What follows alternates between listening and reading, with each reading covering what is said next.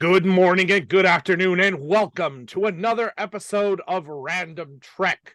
I am your fearless captain, Christopher Ingle, and joined, as always, the Sullivan to my Gilbert, Commander Brennan, the mystical Mar. Brennan, how you doing? In the case of a water landing, I've been designed to serve as a flotation device. I'm fluffy enough to serve as a flotation device. And I would probably sink like a rock. Well, today we are taking a look at Star Trek Insurrection, and we do have a special guest with us.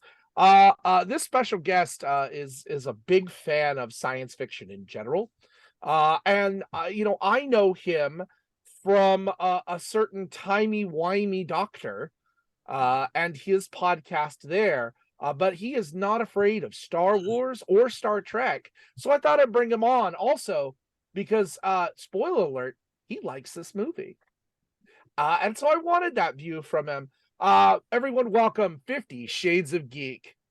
Geek, how you doing today? I'm doing fine. I just wrapped up doing another show with you. Had a lot of great fun. And yeah. It's been that kind of a day for talking about the things we love, so why the hell not? That is awesome. I'm so glad to have you here. And just I got to ask you, you got to pick within 5 seconds, Captain Kirk or the Doctor? Oh, the Doctor, obviously. Kick him off, Brennan. Out the airlock. Out the airlock. Bye. That's my time here. Mustache. There was a crossover. There was a crossover, so it all counts. We may talk about that in the future. We were discussing that off camera. We may talk about this. I really want to. But Star Trek Insurrection. Geek, before we get into that, you're new to our channel. Let the listeners and the viewers know where your love of Star Trek comes from. My love of Star Trek, one could argue, comes from upbringing. Both my parents individually were massive Trek fans, especially the Next Gen. So I definitely remember growing up around Trek. And obviously I was born around the same time that Next Gen, and really getting away my age here, around the time that Next Generation ended. That's where it led to the multitude of spin-offs with the DS9 and Voyager. So I always grew up with various Star Trek in the background. I definitely remember as a child, like having memories of Patrick Stewart on the deck of the Enterprise, of Quark. That's definitely an image that I can't really get out of my head. Quark from DS9, B'Elanna Torres, obviously. The images that from childbirth, as a matter of fact, were always on my mind, but I never really got into Trek until early to mid-20s, when, after being a Doctor Who fan for most of my life, being a Star Wars fan for surprisingly even longer, because a big fan of science fiction fantasy, at one point in 2017, I think it must be, I finally said to myself, I finally was like, hey, I can't ignore it. It's been one of those, because my parents wanted to force me into it, I got rebellious and just did not Star Trek on purpose. I forced myself to not like it. Around that time, I was like, I can't ignore it. It is a massive part of science fiction. Like, even if I gotta at least give it a shot. Even if I don't end up liking it, I have to at least be honest with myself. I gotta at least give it a try. So I sat down. Thankfully, at that time, all Star Trek was on Netflix. Or they got weird with some of the right stuff. So I sat down and watched all of the original series with Kirk and Spock and Bones, and I hated it. But retroactively, in retrospect, I ended up appreciating it for what it is. And now that series really does hold a special place in my hearts today. Obviously, then I moved on to the animated series, because yes, I'm a completionist. I watch everything. If I went back and watched all of classic Doctor Who, I went back and watched the original Planet of the Apes movies, which, by the way, are better than the remakes, in my opinion. I went back and read 900 issues of Aquaman to prepare for the Aquaman movie. I'm a completionist. That's why I very rarely get into these things, because I have to do it from the beginning. You go whole hog. Yeah. So I went and watched the animated series, then I went and watched the movies, and then I got into Next Gen and DS9 and Voyager and Enterprise. And you know what? I still didn't like the TV show, but I still kept on watching. And you watch something for long enough, even if I do still disagree with a lot of storytelling decisions that were made in those shows. I still do appreciate those shows for what they are, and I still would consider myself a Star Trek fan. I have a weird love-hate relationship with Star Trek in a way that I love it and hate it at the same time, but that's really when the best franchises come from, is when it sparks that level of argument within yourself. It forces you to ask these questions about yourself. Like, when you do disagree with the characters or what they're doing, but you're still sticking around watching it because you're interested in the world and the lore. And I think that's really where true fandom really comes from. You don't have to love everything, but you at least have to appreciate subjectively what is being presented to you. And I will say this, I love all the movies, even the bad ones, even the ones considered to be bad ones. Love all the movies. I love the movies more than the TV shows. And that's really where this conversation comes from. Because to me, in my opinion, and especially for the original series Trek and the Next Generation Trek, the movies are basically just longer episodes, longer versions of the episodes. And I don't think any of the movies exemplify that idea better than Insurrection. Because it's not a world-ending, I'm going to use the phrase, Avengers level threat like some of the other Star Trek movies. It's basically, it starts out like one of the episodes. Like, you could literally fit this same story into the Next Gen TV show, and it wouldn't make much of a difference. It's not a big major time traveling warping event like Star Trek 4 or First Contact or Generations. It's a smaller scale. I would even compare it to an Ant-Man type comparison, if bringing in the MCU type thing. So, Okay. I don't think it's my favorite of the Star Trek movies, but it's definitely up there for me personally as one of my favorites. And you know what? I just rewatched it earlier today. Still don't get the hate. Well, I don't understand why people didn't like this movie so much. We'll get into that. We definitely will. And get into that. neither of us hate the movie, so yeah, it's just definitely on the lesser side for us. for us I at think. least. But Yeah, but we'll get into that discussion here in a little bit. Let's talk about the plot of this film. Okay. So we open up on this beautiful, pristine planet where we see these humanoids running around, very pastoral. looks a bit like Southern California. A little bit it does, doesn't it? But no, these are agrarian society. And beautiful music by Jerry Goldsmith. But we quickly find out that this is a duck blind. For those of you who don't know, in Star Trek history, whenever anthropologically Starfleet wants to observe a species that is not ready for first contact, they are deemed too far considered primitive, to be honest. Don't want to do. We don't want to. We don't want to interfere with the Prime Directive. Yeah. They kind of create this cloaked duck blind, if you're familiar with hunting references, so they can observe but not be seen. Only now they've added cloaked suits. I don't know how the Romulans might feel about that. But they have cloaked suits, and they're observing them. But an emergency happens. Can I just say about the duck blind, the concept? I love it as a concept. I love it when they introduced it in the Next Gen TV show. Yep.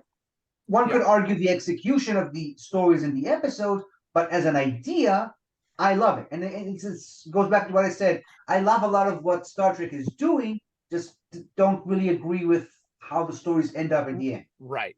Mm-hmm. Well, long story short, Commander Data is part of this team initially, and something goes wrong, and we see Data running down a mountain with phasers being fired at him. That is not good. Data is fighting off these other officers, and he rips off his suit, and we see these damaged. And he reveals the duck blind. He fires a phaser directly at the duck blind, revealing themselves to the people down below. Meanwhile, we finally meet up with the Enterprise, who is initiating their, it's not first contact. Would you call this second contact? It's like a diplomatic. Yeah, it's kind of this thing, diplomatic envoy. This is a consular ship on a diplomatic mission. Yeah. If this is a consorship, where's the ambassador? Picard's kind of the ambassador at this point. Picard. But they're meeting with this species when Admiral Dougherty, who is in charge of the mission, messages the Enterprise and says they want data schematics. And they're going, what? I don't get it. And they get a call directly from Dougherty saying, hey, Data's taking these people hostage. We're in trouble. Can you send us schematics?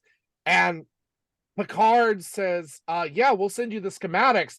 But then he orders Geordi and the others to go ahead and go directly to the planet because Data is a friend, he's a colleague, and if something's wrong, they need to handle it. Yep. So they venture into the Briar Patch, which is Briar Patch. It is this dense nebula. Was that a good way to put it? A nebula? Anyway, it's this. All I know is the Klingons call it Cluck de Kelbra. Yes. But they enter this nebula, and at the center of it is this is what we know as the Baku planet. The people down below, they are the Baku, and they are being observed. Picard's aware of this mission, and Data's supposed to be back. They don't know what is going on and why this is happening. But Picard insists to Admiral Dougherty, look, before you shoot him down or stop this, please let us try. I'm his captain. I'm his friend. Let me do this. If not, you could do what you need to do. Let us try once. Dougherty's like, okay. So Worf, who just showed up for no good reason. He was at the Manzar colony, and then they cut the audio out, so we don't know what he was doing there, but okay. Anyway. Why not? Why not? So Worf you can't have a next gen movie without Worf, right? Maybe. I so much want to talk about Picard, but I can't say anything. Oh, yeah, we watched Picard. Hint, it might involve a certain Klingon. But yeah, we'll get there. Anyway, and so they fly a shuttlecraft and are trying to find Data, and they open Data starts attacking them, and they open up a channel, and they find that Data's cognitive subroutines are not functioning. However, his basic moral and ethical, everything's running normally otherwise. So Picard tries to dig into his memory by singing Gilbert and Sullivan, which Data was prepping for before he left, using that just to distract him. HMS Pinafore. Yes, so they start singing a song from the HMS Pinafore, and we will save you the rendition from us. Just think Sideshow Bob. That's all you have to think. It is a little Sideshow Bobby, isn't it? Anyway, but they do manage to finally get Data and shut him down temporarily. They go down to the planet and find that the people are fine. Nobody's hurt. Nobody's harmed. And they're quote unquote hostages, but not really. And we find out that the people down below are more intelligent than they were given credit for, as they are aware of positronic matrices and warp travel. So they are actually not subject to the Prime Directive as they were afraid of. Great, right? Yay! Yeah. Well, they sent Data back up, and Geordi figures out that Data was fired upon, not the other way around. Data didn't malfunction until he was fired upon. So something happened, and his memory engrams are damaged and can't remember exactly what it was. So they go down to the planet, and we meet a couple of locals. We have Anish, Yep. Anish, played by Donna Murphy. The great Donna Murphy. Yes, the great Donna Murphy. And Artem, who is the son of Sochev. They both kind of want to help them a little bit.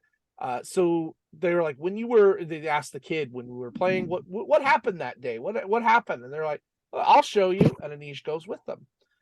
They take them up to a lake. There's a lake, and there's readings coming from the lake. In kind of a really cool but really poorly done moment, Data walks into the lake. Cool. I kind of like that. But we discover that there is a cloaked vessel, a hidden cloaked vessel, a Starfleet vessel.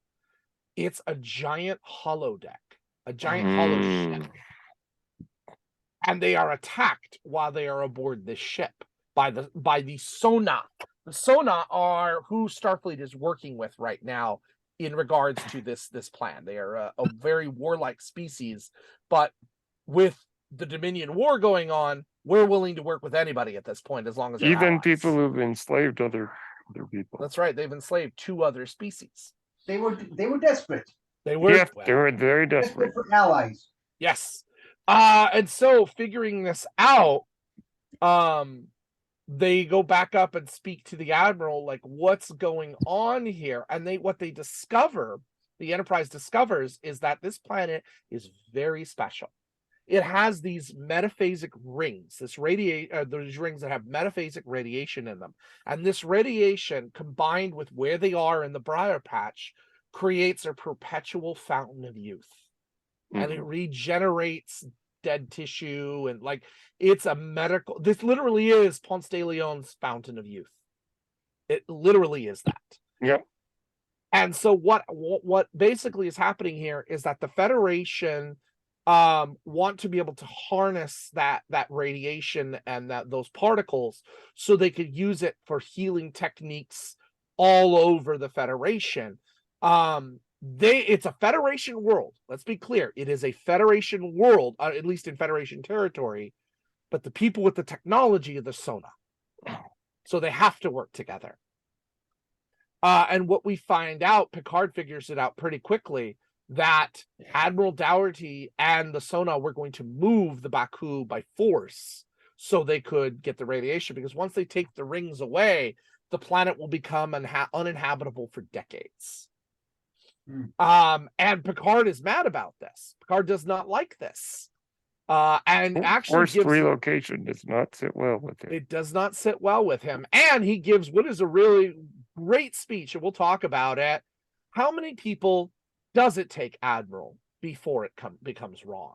And he questions the Admiral. And the Admiral says, you are under orders to return. All the Sona officers, you're to go back. Let's get out of here. Basically, mind your P's and Q's, Picard.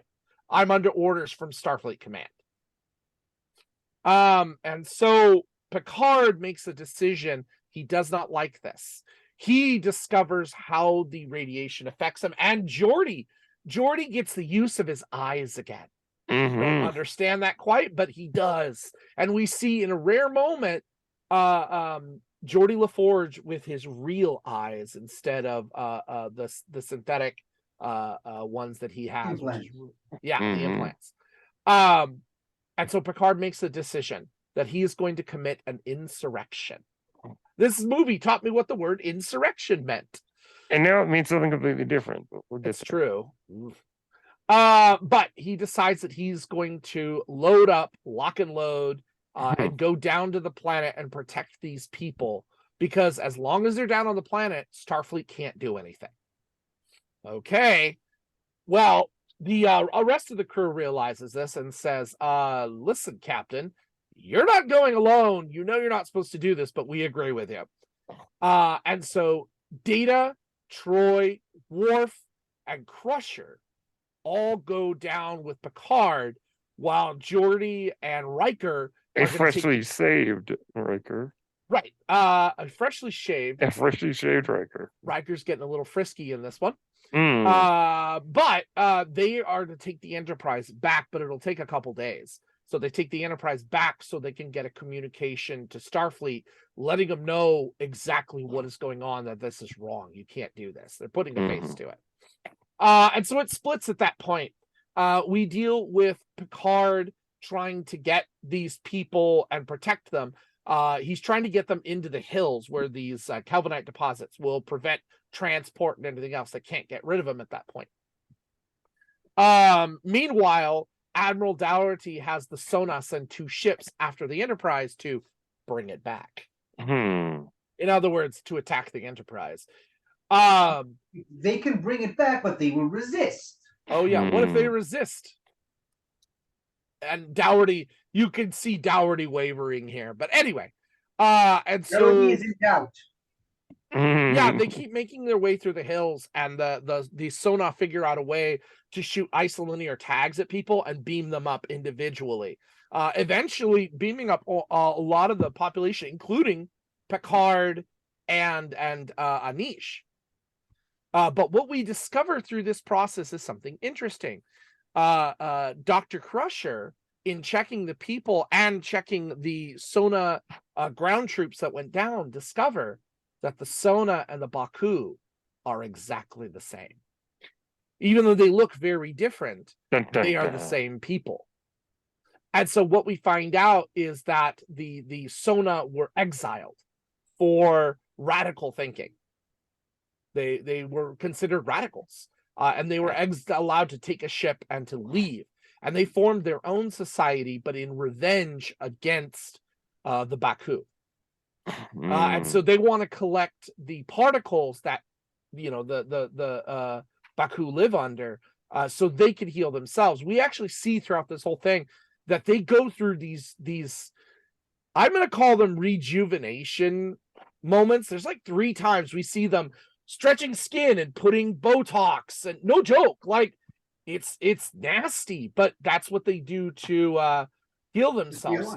One of the things that is not mentioned, that was cut out but is in the novelization, is the idea that the Sona are sterile. They cannot have children. They can't reproduce. And there's a lot of damage over time that they need help being repaired. They can't do anything without these particles. So it's a matter of survival. The movie does not show that, but I did learn a little bit of that from the novelization, which gives a little more credence to why they're doing what they're doing. But Picard figures out a neat little trick with the help of the second officer for the Sona. Galatine. Galatine. He helps Picard transport the crew of the ship that they're on to the hollow ship. And so traps them there so they could stop this collector from gathering the radiation. However, he manages to get aboard that ship and is going to start Rothko, played by, of course, the brilliant F. Murray Abraham. Oscar winner F. Murray Abraham. Yes. Picard decides, in order to stop it, I'm going to have to beam over and sacrifice myself. I don't have a choice. I've got to protect these people on this planet. So he beams over. We get a good fight with F. Murray Abraham and Picard. Of course, Picard wins. He's beamed out at the last minute. The collector is destroyed. The Sona are defeated. The Federation Council agrees to review the case. Federation Council agrees, and everything kind of ends at that point. Really, like that's where it ends. It's a pretty quick ending, yeah. It is. It is very, very quick. Yeah. So let's start on some things that we do like about this episode. Now, normally we talk about how gorgeous the special effects are. I'm going to say that actually what was really gorgeous to me was the use of on-site filming. Instead of just being in a studio the whole time, when they're going through mountains and lakes and stuff, they're actually going through some of the beautiful hills of Southern very California. Beautiful California, yeah. Yeah, no, that's actually something I really like here, is their good use of it. They're really using the scenery well. And then some of the vistas that you see and the shots are amazing. The cinematography for the outside shots, beautiful. Even the Baku village, I love the simplicity of the Baku. It's gorgeous. I would want to visit and live there. The lake, all of these things are absolutely gorgeous. Brennan, how about you? Something you liked?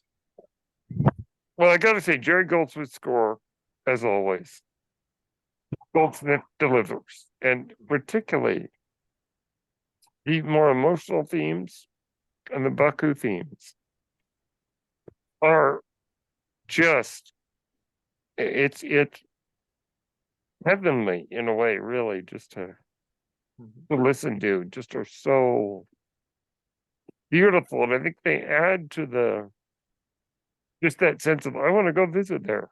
Yes. But I feel to it. It's just astonishing, and also I think that even though he might not be one of the best Star Trek villains, let's be clear, F. Murray Abraham is brilliant. Andrew Rothwell, even in a maybe not the best written villain, but let's be clear, it's F. Murray Abraham. He chews up the scene a little more than I'd like, but I agree with you. When he's there, he's the committed. guy can take a mediocre screenplay and make something out of it. He was Khonshu in the Moon Knight series. Yes, he was. Yeah. And for those who may not be aware, he won his Oscar for playing Antonio Salieri in Amadeus. Yes. Amadeus. One of the best performances I've ever seen. Yes. So that's great. I mean, you have that, and then of course you have Donna Murphy, the great. Well, I think enough the musical theater star. And for those Disney fans, she is the voice of Mother Gothel in Tangled. Mother knows best. Yes, which is also a brilliant performance. She's got some great subdued roles. This is actually not a bad role for her. No, this is pretty good. And I remember her as Dr. Octavius's wife in Spider-Man 2. That's right. Yes. So that sticks with me. She's got some. I'll put it this way: she's got nerd cred. She does. She's got nerd cred. Oh yes. So I'm good with that. In fact, here's the funny thing for her: this was only her third film. Oh. This was only her third film ever. And she actually hasn't done a lot of film, which I find interesting. Very fascinating. But I digress with that. She's really good in the role. That's not to say the role is written well. No, but she's good in it. Oh yeah, she's really good in it. Geek, what about you? What did you like about it? Give us one thing, because I know there's probably a lot, and we'll get to them. Give us one thing you really liked about the film.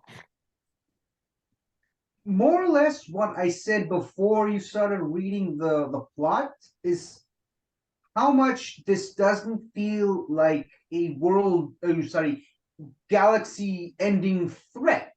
Like, this literally feels, even though it's a movie, it does feel like a big budget, longer episode of like in the middle of a season. It's not one of those two-parters that the Next Gen series did well. It's not a series finale. It's not season. I come from a Doctor Who world. It's not a season finale. It's not a season opener. It's just one of those random, how dare I even call it, filler episodes. Case in point, before you started reading the thing, you actually call it an episode and not a movie. Ingle, I don't know if you noticed that. But I noticed it. Oh yeah, but it feels. See, now to me, you like that feature. I don't. I don't like that feature of it.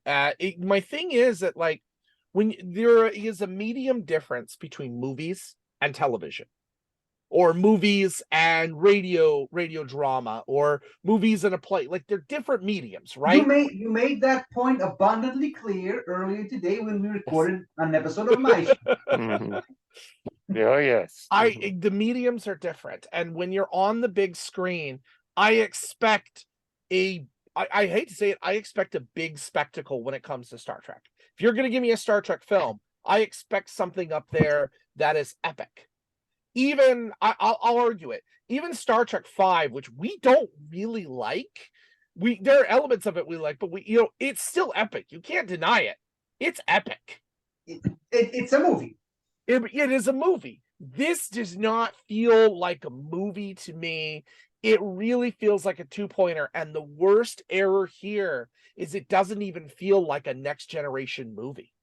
You could put any Star Trek crew through the exact same thing with the exact same results. That's the worst thing in here too, is that this does not feel like it's inherently the Enterprise crew. You know, when we have Generations, we've had First Contact, and even when we go into Nemesis, those feel like they fit for the next gen crew. This just feels like a generic Star Trek story, and I don't think that works for this. But I do like what 50's saying about it doesn't need to be this is the end of the universe, this is the everything rests on this. I do like that it is a simple story about an ethical conundrum. And I will disagree with you again on the medium thing.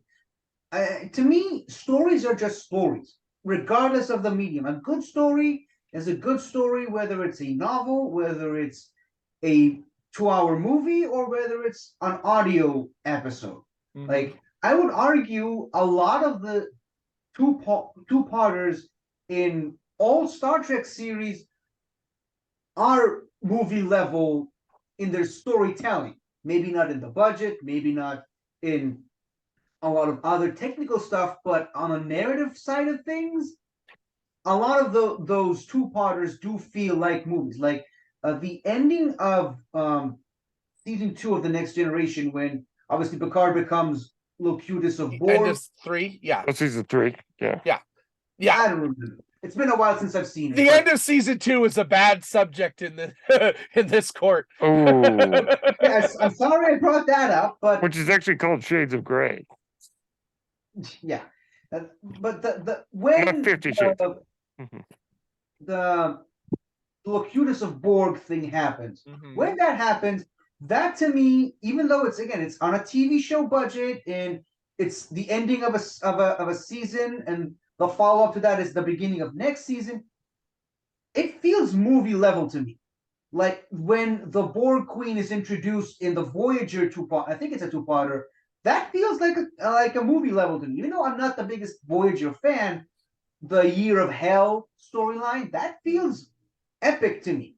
Again, regardless of the season, the medium, some of the, and we're gonna eventually jump back into the Doctor Who realm, because obviously you've got me on here.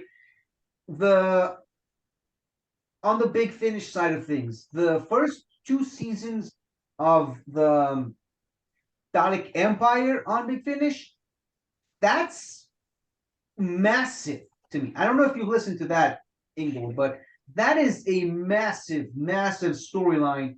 One I wish could have been translated into the TV show. But again, it's you imagine it with your mind. You're just hearing what's happening and imagining the visuals. And staying in the Doctor Who realm, The Mind Robber, a classic Doctor Who second Doctor story, even though it's in black and white, clearly with the effects of the time, it's one of those rare stories where I think could have worked today in the modern show. So, like, to me, again, stories are just stories. So, it being a small, I actually applaud this movie for going smaller rather than the big spectacle. There's a little bit of spectacle in there, obviously, with the chase in the nebula or whatever, with the Enterprise being chased by the Sorna. There's a little bit spectacle there, but not too much. And really, this story just doesn't need the spectacle. As far as the genericness of you can put any crew in there, I defer to you. You know this better than I do. So yeah, no, and I understand that. I get where you're coming from it, but it's interesting. It's interesting you brought up Year of Hell. This is a fascinating thing to me. So Year of Hell happened in season 4 of Voyager. Okay. This was filmed during that exact same time. Actually, almost right by each other. Because some of the sets that they did use were redresses from Voyager. Now, that's a Star Trek standard. We've seen that before. That's Yeah, normal. of course. What I find interesting is that the two-parter for that for Voyager, they had a budget of approximately $2 million an episode. Let's say double an episode, it's a $4 million budget for television, right? $4 million for epic good you make again. I love Year of Hell. I love that episode. It's a great episode. Rich Foreman. This film had a $70 million budget. You can't tell me that television and film, you cannot do it. I'm sorry. You have a higher budget. Therefore, there are higher expectations here. I expect you to be able to do more with the more money that I give you. That's the logic here. And why does a $70 million film that barely made $117 million, this was almost a failure. Almost a failure. Why is it that we're comparing those two together? I'm sorry, I just don't see it when the result is something that we agree feels like a television episode. To me, that is a failure. You should not have that here, even though there are elements that work. This would have been a lot done cheaper as a Voyager episode. And I'm going to stand by that as a Voyager or even a DS9 episode. This actually would work really well as a DS9 episode. This should not have been part of the TNG crew. This puts a big problem when we get down to Nemesis. This changed how they handled Nemesis because this did not work. You fumbled the ball, plain and simple, in this project. I get a little passionate about this, but when you look at the sheer numbers to it,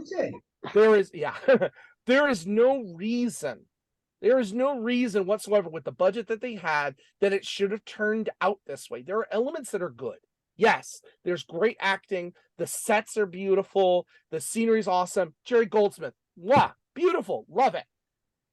But this story doesn't work. In fact, we did this very kind of story in the last season of Next Generation, Journey's End, one episode, and we got a mysterious goodbye to Wesley Crusher. That was actually a very good episode. And in that one, Picard was 100% complacent in moving those people. You did the exact same story. You did it again, and you just added a Fountain of Youth element to it. There is a lot of backstory to this that creates a lot of problems, in that the writing to this, they didn't know what they wanted to do. Originally, this was going to be a Q story. In pre-production, this was going to be a Q story, and it evolved and changed thanks to Rick Berman and Michael Piller so heavily because the studio got involved. The studio said, let's do this after, and too many people got involved. They wanted the kind of success that they got from First Contact, and they fumbled it. I'm going to step off my soapbox here for a minute now, but I just, when I look at the numbers with ending up what we got out of it don't add up. What did you do with your $70 million? Please tell me. This. Oh. I don't lining people's pockets. Lining them pockets. Yes. Yeah, I mean, and to be clear, there are elements I do genuinely like about this film. It's not all stuff I don't like. My problem is that the stuff I don't like is because I feel like I could have got my dollar out of an average Star Trek episode, and it wouldn't have cost so much. And then maybe we could have gotten the movie that we deserved. I'm going to be frank here. We never got a DS9 or a Voyager movie, which is something they wanted to do for years. Yeah. A Voyager movie, The Year of Hell is a Voyager movie. Do that. That would have been epic. We've talked about epic episodes in DS9 and the Dominion War. Oh my gosh, Scorpion as a movie? Yes. Yes, and your time frame works here. Let's do it. But I don't think they would have done Scorpion only because of First Contact. We already did the Borg. That's true. That's true. But I would have loved a DS9 movie. In fact, This movie has a cut thing that connects it to DS9, and they didn't use it. There are deleted. Okay, it's not a deleted scene.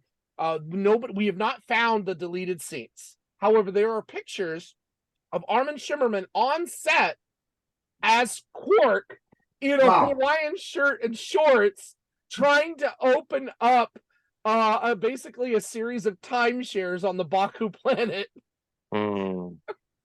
I think yeah. Much as I love Quark, I think that would have thrown off the movie a lot. I'm actually glad they didn't go with that. Yeah. Yeah, no, and I get it. It has no business being in the movie. Still, I would have liked it. That would have been nice. Like, I get it, but it would have been nice. Listen, Chris, it's a nice idea. Yeah. But it has no business being anywhere near the finished product. Let's say a lot of this had no business being near a finished product. Plain and simple. I feel so bad. I remember watching this on video. I watched it to death. I watched this to death. I was on break and I watched it, and I didn't understand the problems at the time because I loved Star Trek so much. And it did feel like it felt very Star Trek. And I was okay with that. The ship-to-ship battles between the Sona and the Enterprise. Hold on. That is something that I really, really like. I do.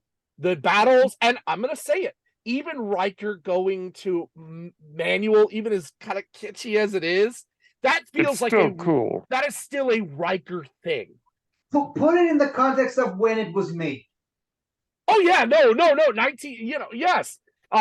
Mid to late 90s. And one of the is it just me, or is it in one of the Men in Black movies, they just end up using a PlayStation controller. PlayStation controller, yeah. Drive the ship, the whatever. Yeah, no, and I like this, and really, again, that kind of stuff is good. That was actually the stuff that we'll talk about it when next month in Nemesis. That was some of the ship-to-ship stuff in Nemesis was really good. I was very happy with that. And so this works for me. It's tense. We're fresh out of warp cores. Like, the tension is on, and that battling and fighting is just so good, and it so oozes Riker. I love Riker. I love that daring nature of Riker and babyface Riker. Babyface. I'll go with it. The Riker maneuver. I wouldn't be surprised if history remembers this as the Riker maneuver. So, quick question: Did you either of you see the honest trailers that they did for Star Trek: The Next Generation? Yeah. Yes, I did. Yes. So obviously, if you have, you would know that the real Riker maneuver is this. Exactly, it's the leg over the chair. That's the joke, though. That was the joke. This idea, remembering this is the Riker maneuver instead of the chair. That was the inside joke to that, and I kind of like that. I'll buy that. I'll go with that. But it was fun. I enjoyed those moments. There are things in this that make no sense to me, though. The time thing that Anish can do. What? And then, okay, negatives that I do have with this movie is, she can do that. It's never explained how or why. And then later in the movie, Picard does that, and it's never addressed or brought up again. What? But it adds up to nothing. It makes no sense, and it's only used as a plot MacGuffin. We use it as a way to It's only used once by Picard, so he can keep her alive until they can get to them and give her the medical treatment she needed. That's the only reason it's in the movie. Yeah, good point. I know that for myself, one thing I really noticed this time around is how boring the interior shots are. The interior art direction is, it's really boring art direction. And the camera does a lot of close-ups, so you can't really see the sets. And also, I'm not particularly. I don't think the Sona set looked very good, nor do the aliens that they enslaved Mhm. don't look very interesting, really. Those aliens, funny thing, and we'll talk about it. Not the last time we will see those aliens in Star Trek. They do reuse Ah. them. Very happy with that they will reuse them. But There's a reason to go for off what. of, to go off of Brennan's point, that whole ship, it kind of looks like another room at Quarks that we never get to see. Yes. Yes. There's some truth to that. So yes, there is some truth to this. Unfortunately, the downside to reusing sets sometimes is they reuse sets sometimes. So they the Sona, I call it the youth room where they do all the medical stuff that they do. I call it the Mm. spa.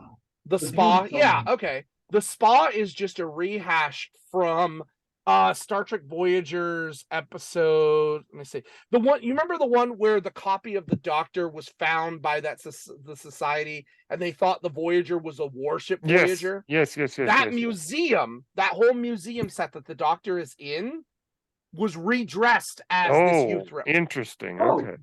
I didn't know that. Mm-hmm. Yep. Interesting. Okay. The caves are the caves, but it's the same exact Star Trek cave set that has been in existence since the beginning of time. They used it in Next Gen. At that point, it's become a Star Trek thing, like a staple of Star Trek projects. It's like the Vasquez Rocks kind of thing. Kinda, yeah. At this point, I'll go with it. But yeah, I mean, so just for me, the interiors and some of just the designs don't look particularly interesting. Yeah, and you're not wrong. They're just rehashes between that 4th and 5th season that they used. I understand why As you say, the Baku Village looks amazing. It does, doesn't it? But a lot of the interiors don't look very good. Yeah. No, that's weird to me. It's weird to me. Like, again, I ask, where did your $70 million go? And the visual effects are not very impressive either. No, I'm with you.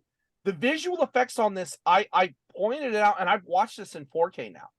I've watched this up, and especially, I hate to say it, the ship shots on the outside do not look good. And here's the funny thing: this is the first time that all the ships are digital. First Contact actually had a shooting model that they still use. Really? This did not. This was totally digital. So this must have been the era when it was very clear that CGI effects in 1998 were not going to be as good as model shots. Things have changed a little bit since then.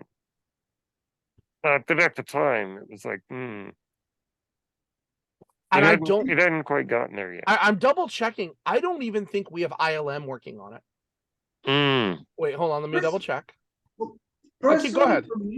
Personally, for me, I never minded the CG effects of the ship. I mean, but to be fair, I usually am a lot more forgiving for visual effects than most people. Case in point, I did not even know those were digital ships. I thought those were real proper props and models before you told me about it. But again, in the movie's defense, I will say this, and you can disagree and argue if you like, that's perfectly acceptable. But to me personally, as a fan, and like I said, I do consider myself a fan. If you're watching a Star Trek anything for the visual effects, you're kind of watching it for the wrong reason. That's fair. You're supposed to watch that is a fair argument. Yes, that is a very good argument. For the narrative, for the conflict, for the existential questions that it forces you to ask about. Star Trek has always been a morality play. Yeah, I've been saying this for a while. The visual, going back to Doctor Who again, the visual effects in the Jodie Whittaker era are the best the show's ever looked.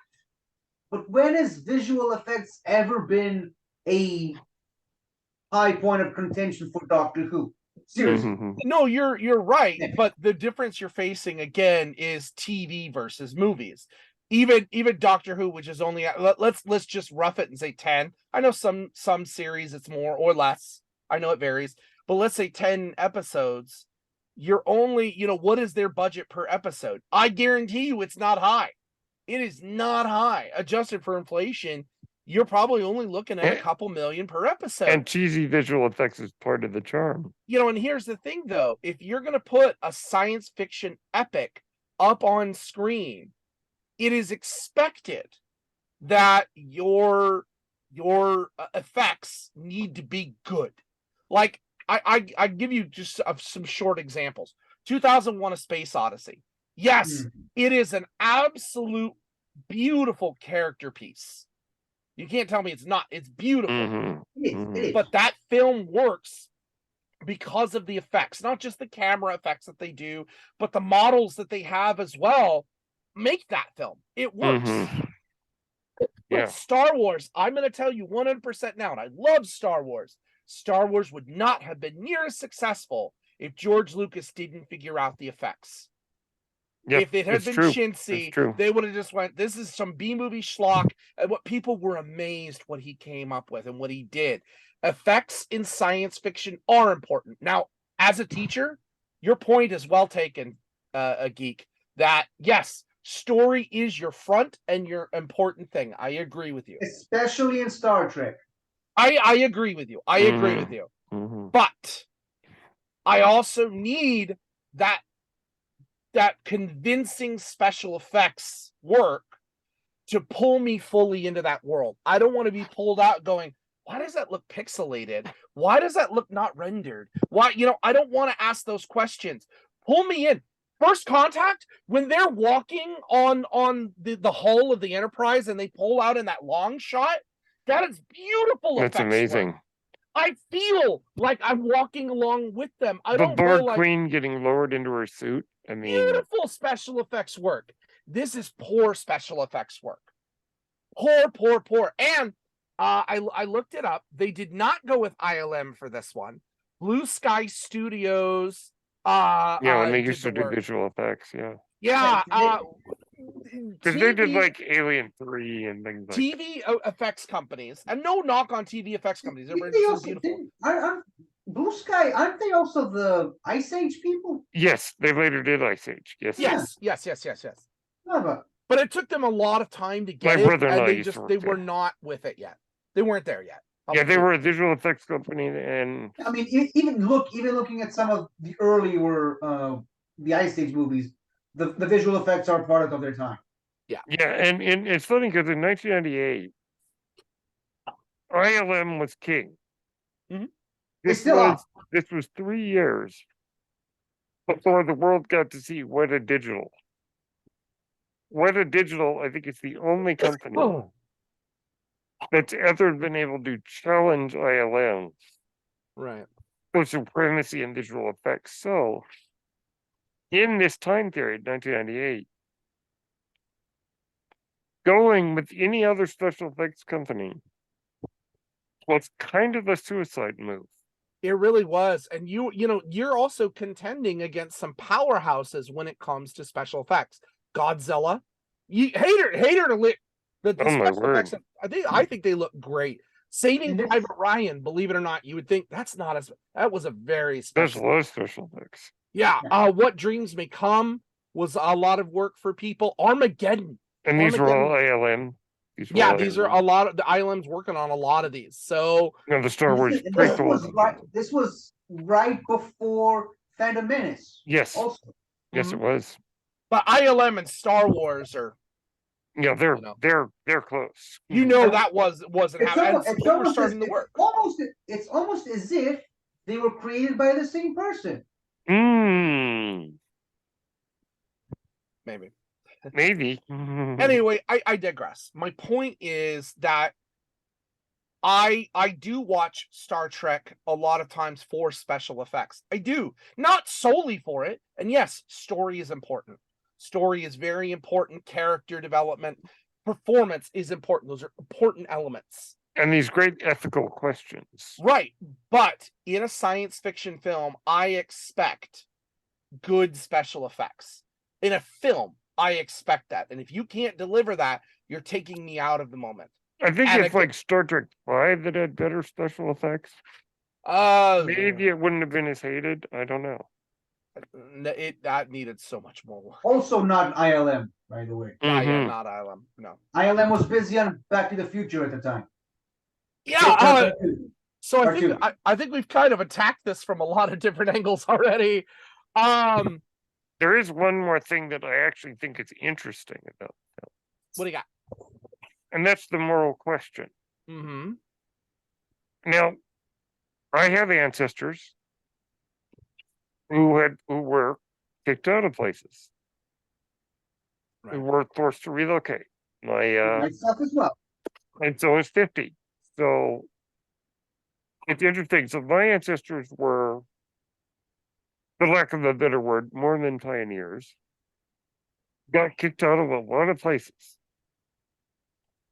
50's ancestors got kicked out of a lot of places. Mm-hmm. America has a history of forced relocation. The moral and ethical idea here is quite interesting. And what's funny is Admiral Dougherty justifies it by saying it's only 600 people. Mm-hmm. And that's where we get Jean-Luc speeching, but if you're going to have a captain speech, Yes. Oh, yes. it's going to be Patrick Stewart. Yeah. How many people does it take, Admiral, before it becomes wrong? The Line Mystery Oh, sorry, wrong movie. But no, it's still, that's the question he's asking, and he's not wrong in asking it. Yeah, and it's a fascinating idea. This is the problem I have with this inherently. I do. Is continuity wise, when we go back to Picard doing the exact same thing in season 7, Journey's End. He did Journey's not complain once. Now you have qualms about it? Why? Well, maybe he learned his lesson from No, can I be very frank here? And I'm gonna maybe go a little, you can take it or leave it.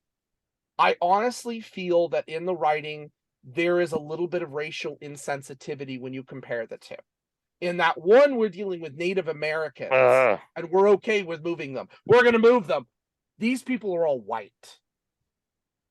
I see a problem there. Now, I could be reaching, but in the world we live in, I'm seeing that where Picard's God doesn't have an issue here. We can move him, but we're going to move him here. You know what my headcanon is on that? What do you think? Now, one of the things I think is we can certainly look at what the writers were trying to say. Right. But I prefer to look at it from how do I interpret it? And I interpret it as maybe Picard saw what happened in Journey's End and went, I better not make that same mistake again. That's possible. That's how I interpret it. It's possible. That It would maybe be character he learned his lesson. It would absolutely be character growth. And now he's like, I'm not even going to do that. I'm not even going to touch that. Yeah. It's now his look at the world. He realizes it's wrong now. Yeah. No, but, I could see that. I could see that. It just is a little element to this that still bugs me to this day. I'm like, we didn't get anything that really said that. And Picard never disagreed. He was very neutral in trying to deal with it. But in the end, he was all about, I'm going to do my duty. I've got to do what I've got to do. By force, even in Journey's End. And I think it was Admiral Nechayev. Yep. Oh, gosh. Let me tell you how much I have an... Okay, hold on. I'm curious. And Geek, I want your opinion on this. Go ahead. 1 to 10. 1 being the best admiral in history. 10 being the worst admiral in history. Where does Dougherty sit on this scale? Personally? Yeah. He sits at... He is a Starfleet admiral. Mm-hmm. And I have this whole other tangent about how I hate every admiral in Starfleet because they are all morons and bureaucrats and self-absorbed.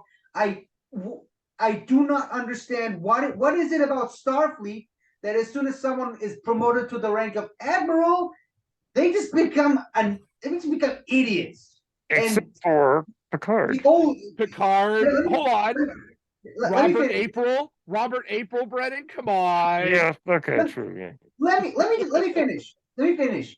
The only good, decent, proper admiral that Starfleet ever had was Kirk. No. And they demoted him back to captain. No, Kirk was a terrible admiral. Kirk Because was a he wasn't horrible fit to admiral. be an admiral because all Starfleet admirals are shit. At least he wasn't an unethical. Sorry, my bad. I got. It's all right. It's okay. It's all right. Yeah, no, and I'm with you. Look, Kirk. It's and all we've right. had we've had this you, discussion before we'll allow that you one swear word. Kirk is not a good admiral, and that's why he's a better captain. And I think Starfleet recognized that. But in the list of bad admiral in the first place, in the list of bad Starfleet admirals, Kirk's going to be on that list. He was a terrible admiral. He never wanted the job. He never wanted it. I want good admirals. I think Picard is like the only good Picard is like the best admiral. I'll take Pike. I'll say, like, if I have to pick three decent Pike admirals, is good. Pike in the JJ verse when he becomes an admiral, like I like Pike. I'll go with Pike. Robert April in Strange New Worlds. Yeah, I like him. I'm really hard pressed to find an admiral that I like in TNG. At Voyager, I'm going to say the same thing. Voyager. They all turn out to be kind of nuts. The only one that I think I like is Cisco's admiral in DS9. Oh, Admiral Ross. Yes. Ross has got some moments though where he's a little shaky. He's a little by the book kind of guy. He's a good guy. But otherwise, Starfleet admirals suck, especially Nechayev. To me, Nechayev is among Admiral Marcus in we'll get into him eventually, but yeah, another like. Well, let's just say he got what he deserved. He did. But my point is that Starfleet admirals are bad, and this guy, he's right up there too. This is a guy who has no qualms doing what he's doing, and he's using technicalities and legal loops to justify what he's doing. He actually, here's the funny thing, he's being very Spock about this because the needs of the many outweigh the needs of the few. And so he's being very logical about this. But he's taking it to a whole new level. He himself disagrees with what he's saying, yet he's still saying and doing it. Because he's an admiral and he's still following orders. At the end of the day, that's what he says is, I'm under orders from Starfleet. We're doing this whether you like it or not. Look at the good. He's looking at the potential good.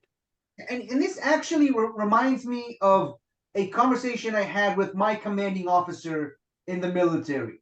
It's like, I can't really divulge the exact details of what went on with that conversation, but it was basically him telling me to do something I clearly did not want, and it was like, you need to do this. It's important, and whatever. And I just said to him, I stood there and I said to him, I need to do this because it's important or because your commanding officer told you. And what he told me perfectly exemplifies the mentality of Starfleet admirals and officers in general, in my opinion. What he told me was, I want you to do this, which is the perfect way of avoiding the question. Like he would not confirm nor deny any of the questions I put up to him. It was like, I'm telling you to do this. I am your commanding officer. I'm giving you an order. You are expected to follow it. He didn't say that like that. He said, I'm telling you to do this. Right. I still mark him as not a good, and we one day, I think Brennan and I will do our own top 10 of Starfleet admirals in terms of bad Starfleet. Like it. Bottom 10, yeah, the bottom 10 Starfleet instead of top 10 best, top 10 worst. There is no good list. Oh, I just thought of another good one. Janeway. She's a good admiral. Yeah. Good admiral. We're learning more with Prodigy, but I continue. I Yes. digress. My point is, like, I don't like this guy as a villain. He is too, he's not evil. He's too stuck into Spock logic, in my opinion. The needs of the many, and he's justifying the forced relocation of 600 individuals because of it. And it's let wrong. me ask you this, going back into this Picard's speech. Like, I actually found myself yelling at my television screen when I saw this movie earlier. Is like when Picard is doing that speech, he says, how many people does it take before it becomes too much? Right. Like he's going 1,000, 50,000, 1,000,000, and then I just went full 10th Doctrine. It's like, how many? Because it reminded me of that moment from New Earth. And he's like, how many thousands for how many years? How many? That was my... And it is a fair moral conundrum. It is a fair question. Absolutely. We've seen it in our history. So, I mean, in that, like, at least our villains, like, they offer us a good moral conundrum, because I don't feel that they are inherently evil. They're trying to save their people. Might be inherently evil. I don't think so. As villains. Well, I guess knowing, okay, I can't take what was cut out as canon. I can't do that. So just looking in the movie, you're right. But knowing what that intention was supposed to be, I give them a little more leeway, I guess. I tend to. That's fair. Oh, go ahead. As villains, they are 100% committed to their cause. They believe themselves to be right. That's true. Which is what the best villains are supposed to be like. I mean, and also, besides, you hire F. Murray Abraham, you just want him to be a scene-chewing villain. Yeah. Because he's really good at it. Which he does. He's good at it. It's fine.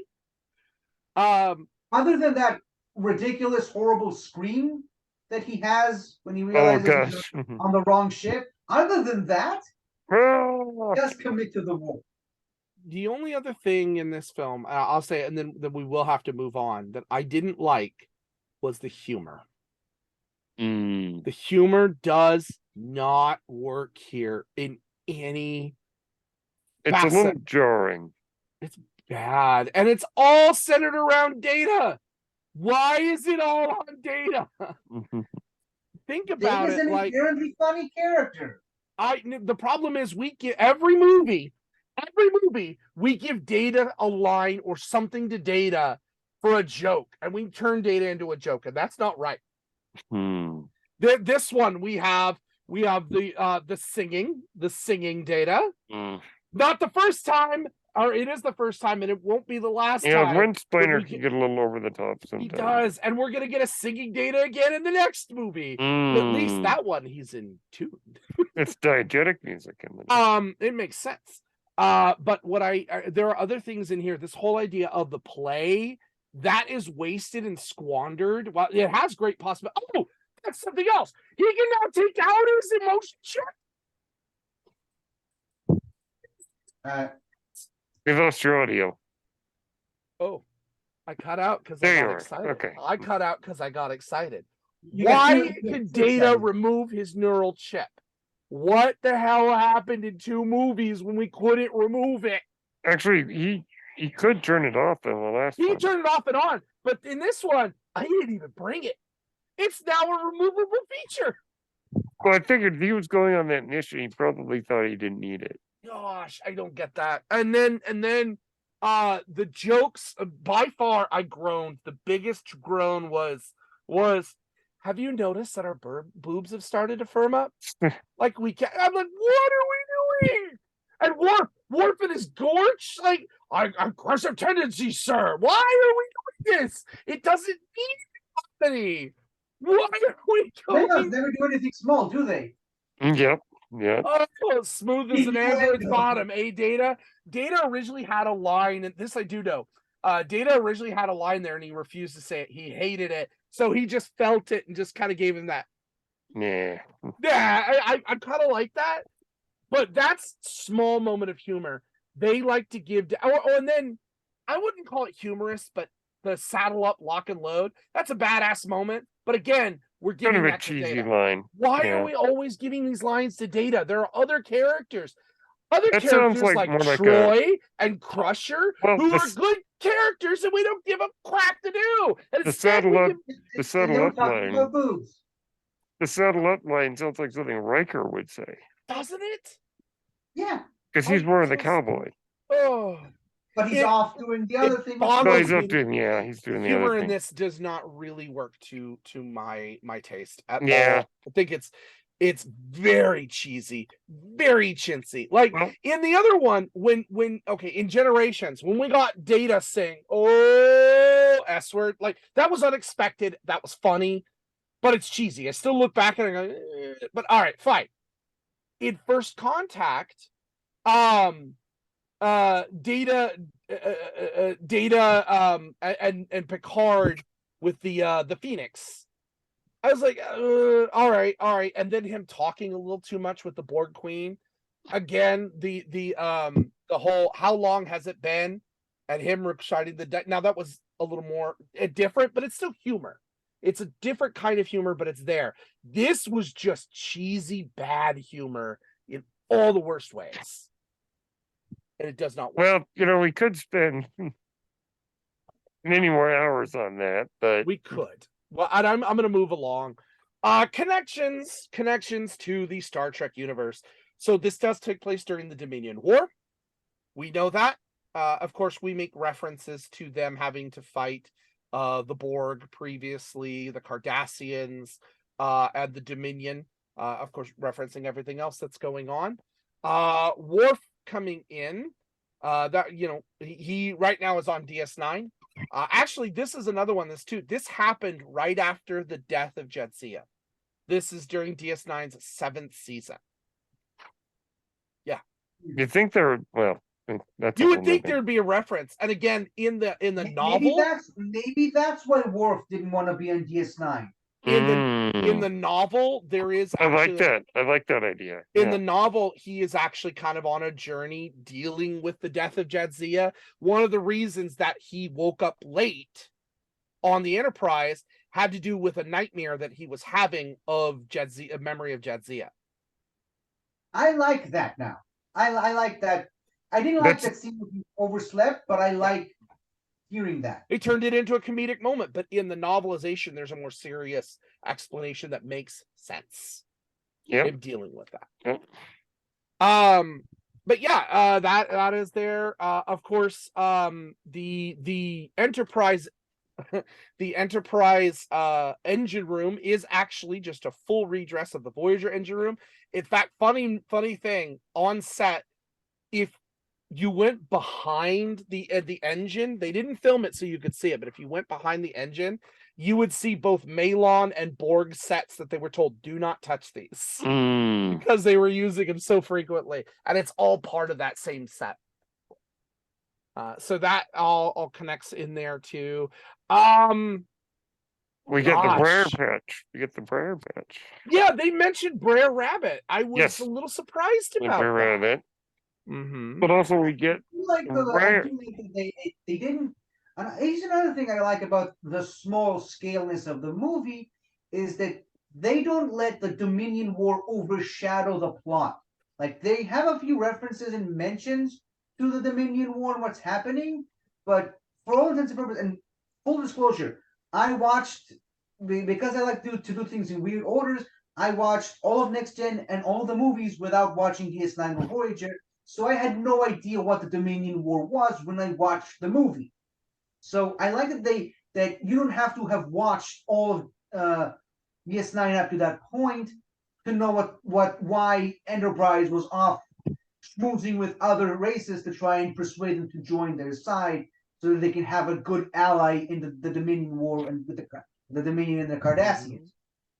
So interesting.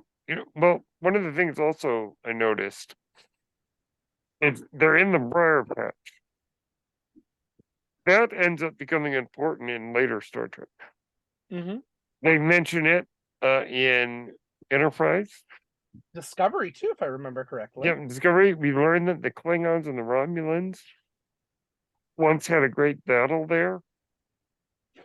Well, we learned some very interesting things about it that would later play into other Star Trek. And here's another positive I want to say about it is they set up why they set up the Fountain of Youth thing, I think, really well. Because the first thing you see when you see Picard is he's struggling to squeeze into his official uniform, and even Dr. Crusher mentions that his neck is now a bit larger and he doesn't fit anymore. And then later in the movie, he's dancing to a new rhythm, and he looks himself in the mirror and he's like, "Oh, I do look younger." That's how he figures out the Fountain of Youth. And I love the setup where it starts with his eyes start to hurt, and then later he realizes that it's not the implants. It was because he's getting his eyesight back. So, and the way Riker is now feeling more juvenile and carefree around Troy, and as they say, Randy. Yeah, so, and a little. One thing that doesn't make sense though is Worf's gorge or whatever it's called doesn't heal as a result of being there. So yeah, that's a bit of continuity problem. But other than that, they set up the Fountain of Youth healing properties really good, and how it's affecting all the other members of Starfleet, or rather, at least the Enterprise. Yeah. And of course, it's never mentioned again in Star Trek, but whatever. That's just a minor little thing. Yeah, it is what it is. But as far as connections, I mean, obviously, we see Riker and Worf reestablish their relationship that they had once upon a time, which then, of course, leads to their marriage in the next movie. It's kind of cute. It's kind of cute. Yeah, Riker the Frisky. We get reference to the second Khitomer Accords. Of course, the first Khitomer Accords we saw in Star Trek VI. That's right. Yes. But the second Khitomer Accords apparently banned isolytic weapons for this very reason. And we see that. So this is also the first time on screen we use the warp core as a weapon. Yay! If you're not a fan of Lower Decks, Strax would love this. He would be very happy. Oh yes. Very happy for this. So yeah. Otherwise, though, there's not much else into this that is really connective. And that in of itself too feels like a Star Trek episode. It does. All the other movies we've talked to have a lot of connective tissue into it. Particularly the next two. Yeah. Are going to have huge implications for all of Star Trek. Oh yes, absolutely. Yuchin Chafal. That's how I should have opened it up. Yuchin Chafal. That's how I should have started out the episode. I just emphasis on the chin and the fall. Yes. Anyway, Geek, final thoughts. I think I squeezed out everything I wanted to say. It's like the ending of the bar of toothpaste. There's nothing left for me to say about this movie other than I still defend it for the reasons I pointed out. I like the smaller scale of it. You disagree, and then I see your point. I still happen to really like the movie. So the points you made don't bother me as much as maybe they should. But yeah. I said earlier, I prefer the Star Trek movies to the Star Trek TV series. This movie is one of the best examples of it, because it's a Star Trek. It's a generic one-off filler episode. Just happens to be 2 hours long. Almost 2 hours long. Yep. Well said. Brother? Well, when this movie I watched to death on VHS when I was about 13 or 14. And so I in many ways almost have it memorized.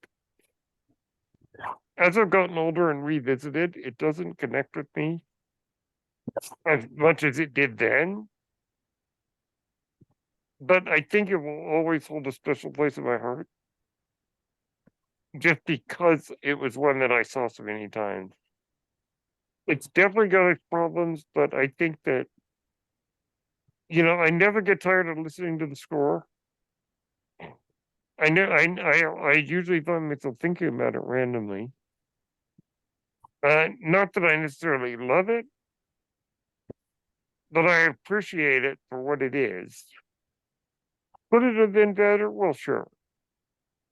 But I think I enjoy it on its own merits, and sometimes it's just okay.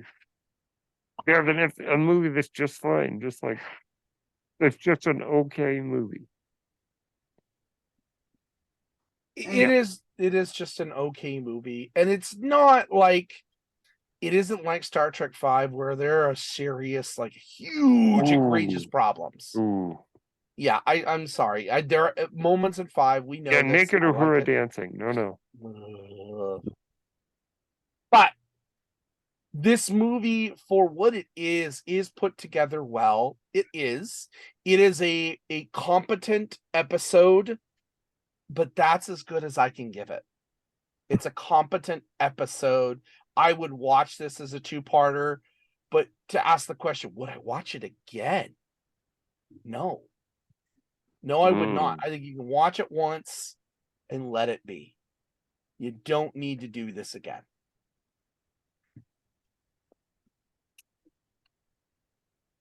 All right. Well, this has been fun. Oh boy. Yeah, Geek, why don't you let the people know where they can find you? Well, the people can find me on my YouTube channel, 50 Shades of Geek. I do weekly reviews of every single Doctor Who episode from 1963 all the way up to 2022. And right now, I'm all the way up to season 3, so that's really, really exciting. I think it was the weakest of the William Hartnell seasons, but it had some of the highest highs. I'll say that. And you can also find me on the Northern Entertainment Group YouTube channel. I just did a show with Chris Ingle and another guest where we ranked no less than 55 Time Lords in a tier ranking list. And it was a lot of fun. And I'm also on another show on that channel, Fun with Flags, where me and Soda meet every week and we teach each other a random fact about our respective countries. Once a week, he teaches me something that I didn't know about Canada, and the following week, I teach him something he did not know about Israel, the country I live in. So that's really all I've got going on at the moment. Awesome. Brennan, where can the people find you? You can find me at Brennan Mystical.